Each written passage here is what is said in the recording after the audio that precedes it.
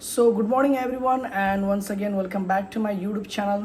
So guys आज का ये मैं वीडियो बना रहा हूँ। ये वीडियो कोई व्लॉगिंग वगैरह नहीं है।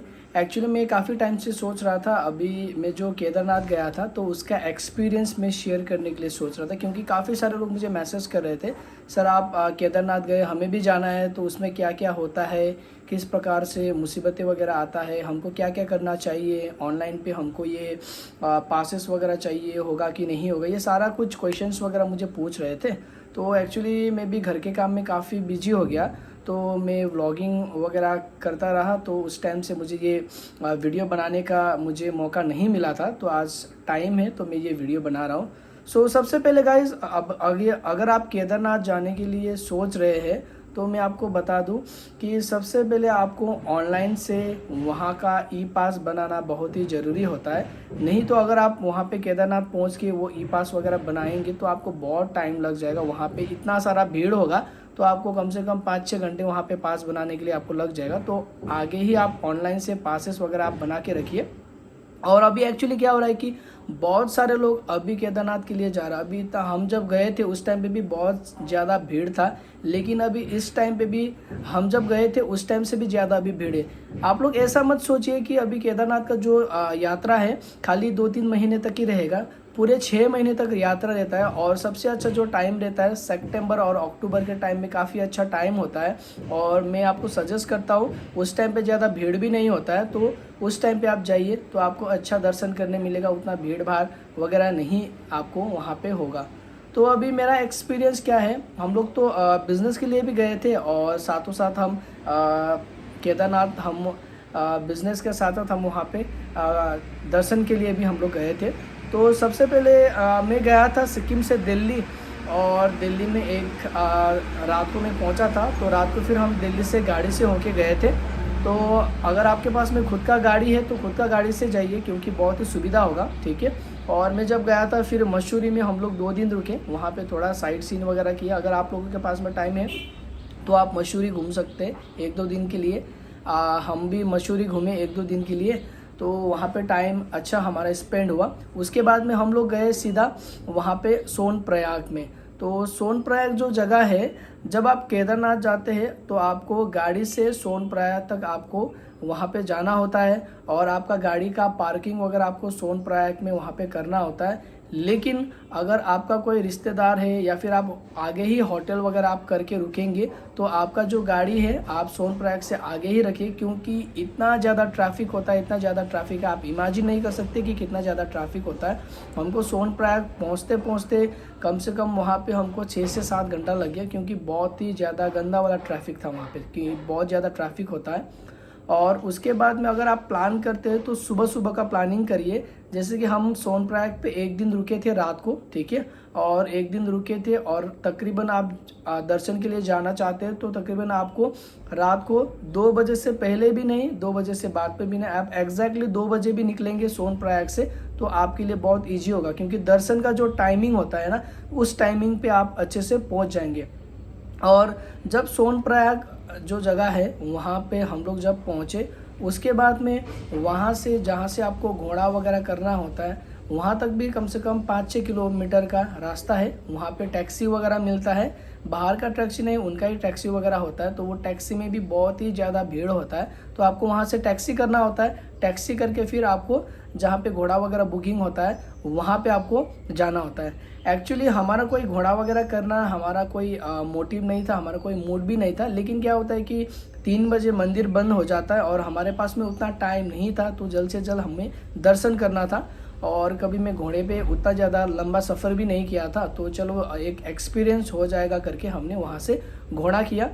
घोड़ा आप जब करेंगे वहाँ पे जो दलाल वगैरह होता है उनके साथ में मत करिए, क्योंकि वो बहुत ही ज़्यादा पैसा लेता है। जहाँ से घोड़ा बुकिंग होता है उसके आगे आगे ही आपको घोड़ा मिलता है, वहाँ से करेंगे आपको थोड़ा सा सस्ता मिलेगा। तकरीबन आपको 3,000-3,500 मैक्सिमम 4,000 के आसपास आपको घोड़ा मिल जाएगा, ठीक है।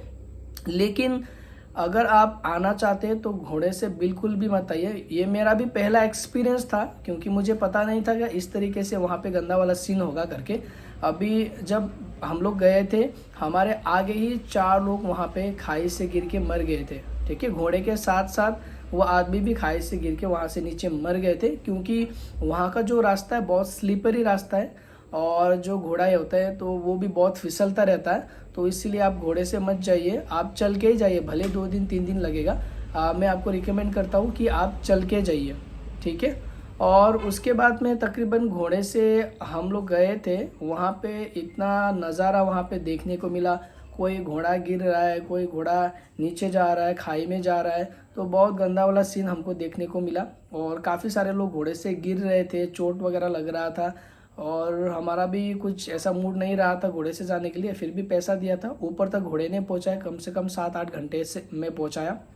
और लोग बोलते हैं कि 22 से 25 किलोमीटर, लेकिन 22 से 25 किलोमीटर नहीं है, कम से कम मुझे लगा वहाँ पे 27 से 30 किलोमीटर है। बहुत ही लंबा सफ़र है, बहुत ही लंबा सफ़र है। अगर आप चल के भी जाएंगे आपको बहुत मेहनत लगने वाला है वहाँ तक पहुँचने के लिए। और ये पॉसिबल होगा तो मैं आपको सजेस्ट करूंगा कि अगर हेलीकॉप्टर से जाना होता है तो कम से कम आपको 4-5 महीने या फिर 3-4 महीने आपको आगे से ही बुकिंग करना होता है। इफ़ आप हेलीकॉप्टर से जाने के लिए सोच रहे हैं तो वो सबसे अच्छा है, आप घोड़े से ना जाके, चल के ना जाके, आप हेलीकॉप्टर से जाइए, अच्छा दर्शन होगा। उसके बाद में नीचे आते टाइम आप वहाँ से आप चल के आ सकते हैं नीचे, ठीक है। और जब हम वहाँ पे केदारनाथ पहुँचे, एक तो वहाँ पे क्या था कि काफ़ी ऊंचा है तो थोड़ा सा सांस लेने में तकलीफ़ वगैरह हुआ था। और लेकिन हम फुल प्रिपरेशन पे गए थे। आपको 5 से 6 चीज़ें आपको लेना ही लेना है। एक तो आप अच्छा वाला गर्म वाला कपड़ा लीजिए, साथ में दूसरा कपड़ा भी लीजिए, ठीक है, ताकि बारिश वारिश हो अगर आपका कपड़ा भीग जाए तो वो कपड़ा आप पहन सकते हैं, ठीक है। और रेनकोट आपको लेना है, ग्लव्स वगैरह लेना है, और टोपी वगैरह आपको, गर्म वाला टोपी वगैरह आपको लेना है, ठीक है, क्योंकि ऊपर काफ़ी ठंड है। और अगर आपके पास में मॉइस्चराइज़र वगैरह है, सन क्रीम वगैरह है, तो वो सन क्रीम वगैरह लगा लीजिएगा, क्योंकि मैं जब गया था पूरा ये मेरा माथा वगैरह पूरा जल गया था ठंड के कारण से, और धूप के कारण से पूरा माथा जल गया था, काला पड़ गया था। तो आपके पास में सन क्रीम वगैरह है तो सन क्रीम वगैरह लेके रखिए, लिप गार्ड वगैरह लेके रखिए, ठीक है। और जब जैसे ही हम लोग वहाँ पे पहुँचे, और मेरा तो मूड थोड़ा सा अलग हो गया था, क्योंकि इतना ज़्यादा भीड़ था वहाँ पे। दर्शन करने के लिए भी कम से कम आपको वहाँ पे 5 से 6 घंटा लग जाएगा। अगर आप वहाँ पे पहुँचते भी हैं, जल्दी जल्दी पहुँचते हैं, तो 5 से 6 घंटा आपको वहाँ पे लग जाएगा।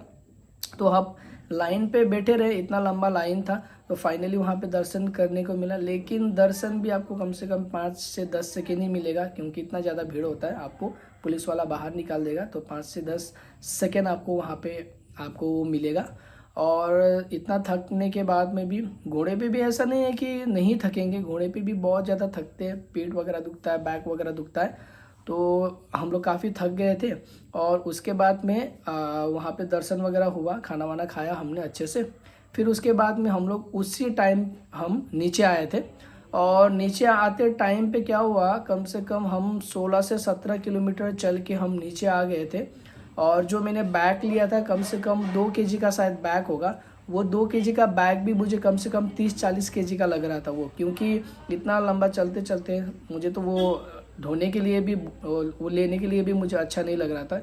वो 2 केजी का बैग 30 से 40 केजी का बैग मुझे लग रहा था, ठीक है। और उसके बाद में हम लोग नीचे आते आते रेस्ट करते हुए आए, क्योंकि मेरे साथ में जो मेरे फ्रेंड वगैरह थे उनका पैर में थोड़ा तकलीफ़ था, तो धीरे धीरे करके हम लोग आ गए थे। आपको नीचे आना कम से कम 8-9 घंटे में, अगर हमारे तरह हो तो आप 8-9 घंटे में आ जाएंगे। लेकिन अगर आपका कुछ प्रॉब्लम वगैरह है, शरीर थोड़ा मोटा है, तो आपको थोड़ा टाइम लग सकता है। और नीचे आते टाइम तकरीबन 12 से 2 बज गए थे हम लोग नीचे आते आते। और तभी भी वहाँ से 7 से 8 किलोमीटर था। और मेरे जो पार्टनर हैं उन्होंने बोला कि वो थोड़ा चलने में तकलीफ़ हो रहा था, तो उन्होंने बोला कि हम लोग घोड़ा करके जाते हैं। और मैं आपको सजेस्ट करूंगा कि नीचे आते टाइम आप घोड़ा बिल्कुल भी मत करिए। मुझे भी मूड नहीं था, सर को भी मूड नहीं था, लेकिन उनका पैर में प्रॉब्लम के कारण से हमने घोड़ा किया वहाँ पे। और नीचे आते आते टाइम सर भी 2 बार गिरे घोड़े से, और मैं भी खाई में गिरते गिरते मैं बच गया। पूरा घोड़ा भी गिर गया था, और घोड़ा मेरे ऊपर गिर गया था। मेरा जो दाएं पैर है वो पूरा सा क्या बोलते हैं नहीं हिल रहा था। हमने सोचा कि पैर टूट गया करके, थोड़ी देर में बैठ के वहाँ पे रेस्ट किया और ठीक था। फिर उसके बाद में 1-2 किलोमीटर था, फिर हम लोग चल के आ गए। और आने के बाद में गाइस इतना थक गए थे। मैं रोड पे भी सो गया था। वहाँ पे बहुत सारे लोग रोड पे ही सो गए थे। एक तो रात हो चुका था, 2-3 दिन से अच्छा खाना पीना नहीं था और सोना भी अच्छा नहीं था, तो इसलिए फिर मैं वहीं पे रोड पे ही सो गया। फिर रात को तकरीबन हम लोग आई थिंक मॉर्निंग में ही पहुँचे थे, 3 से 4 बजे हम लोग होटल में रुके थे और वहाँ पे हम लोग थोड़ा रेस्ट किया। और वहाँ पे मुझे जो मेरा ये पूरा एक्सपीरियंस था और जो मेरा वहाँ पे जो एक अच्छा नहीं था, जो वहाँ के जो लोग हैं वो लोग वगैरह मुझे अच्छा नहीं लगा, क्योंकि टूरिस्ट उनके लिए जो था बकरा था। क्योंकि टूरिस्ट आते इतना महंगा सामान, 20 रुपये का बॉटल, पहाड़ी में है, चल के लेके जाना पड़ता है, बहुत ऊपर है, वो हम भी समझ सकते हैं। लेकिन 20 का आप 40 कर सकते हो, 40 का 50-60 कर सकते हो, लेकिन 20 रुपये का पानी का बोतल 80 रुपये में बेच रहे थे वहाँ पे। ठीक है, तो 80 रुपये में वो लोग सेल कर रहे थे। तो कोई भी चीज़ हो वो डबल से 3 गुना 4 गुना महंगा बेच रहे थे। और होटल में भी ऐसा था कि इतना गंदा वाला होटल था, आज तक मैं कभी वैसा गंदा वाला होटल में रुका नहीं हूँ। ऐसा वाला गंदा वाला होटल था, वो लोग अच्छे से बात भी नहीं कर रहे थे। आपको रुकना है तो रुको, नहीं रुकना है तो नहीं रुको, इस प्रकार से उनका एटीट्यूड था। और मैं ये जो उत्तराखंड गवर्नमेंट वगैरह है, मैं उनको भी बोलना चाहूँगा कि इतने सारे भक्त लोग आते हैं दर्शन के लिए, है ना, तो कम से कम जो आप ऑनलाइन पे ये पूरा बुकिंग वगैरह करते हैं उसको ध्यान में रख के करिए, क्योंकि इतना ज़्यादा भीड़ होता है और ऑनलाइन से बुकिंग करने के बाद में भी लोग दर्शन नहीं कर पा रहे। और कहीं ना कहीं मुझे लगा कि ये जो घोड़े का कॉन्सेप्ट है, ये घोड़े का कॉन्सेप्ट आप लोगों को हटाना चाहिए। कुछ दूसरा अल्टरनेटिव, कुछ रोपवे वगैरह हो या फिर हेलीकॉप्टर, ठीक है, कुछ अल्टरनेटिव आप लोगों को करना चाहिए, क्योंकि इतना ज़्यादा वो घोड़े लोग मर रहे थे वहाँ पे, तो वो चीज़ मुझे अच्छा नहीं लगा। बाकी ओवरऑल सफ़र काफ़ी हमारा हैक्टिक भी रहा, काफ़ी प्रॉब्लम भी हमने फेस किया और काफ़ी अच्छा सफ़र भी रहा और अच्छे से दर्शन करने को मिल गया। जैसे हम लोग नीचे आ गए थे उसके बाद में काफ़ी बारिश वगैरह हुआ था, बाद में काफ़ी लोगों का प्रॉब्लम हुआ, बाद में वो बंद भी हो गया था 1-2 दिन के लिए। तो गाइस ये था मेरा पूरा केदारनाथ का एक्सपीरियंस। अगर आप लोग जाना चाहते हैं तो कम से कम 1 हफ्ते का टाइम निकाल के आप जाइए, क्योंकि बहुत ही लंबा सफ़र है।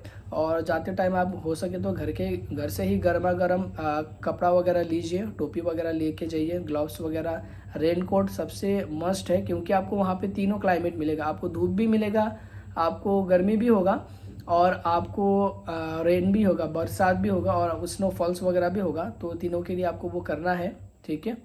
और अगर आप जाना चाहते तो मैं तो बोलता हूँ कि एक बार आप लोगों को ज़रूर केदारनाथ का दर्शन करना चाहिए, क्योंकि बहुत ही अच्छा है। वहाँ पे आप जब पहुँचेंगे ना तो आपको लगेगा कि हाँ भाई, कि मैं कहीं पे आया हुआ हूँ। और इतना थकावट होने के बाद में भी वहाँ पे आप पहुँचते हैं तो उसके बाद में क्या लगता है कि वहाँ का जो नज़ारा आप देखेंगे ना, तो उसके बाद में आपको लगेगा कि हाँ, यहाँ पे आना कुछ सफल हुआ है ज़िंदगी में।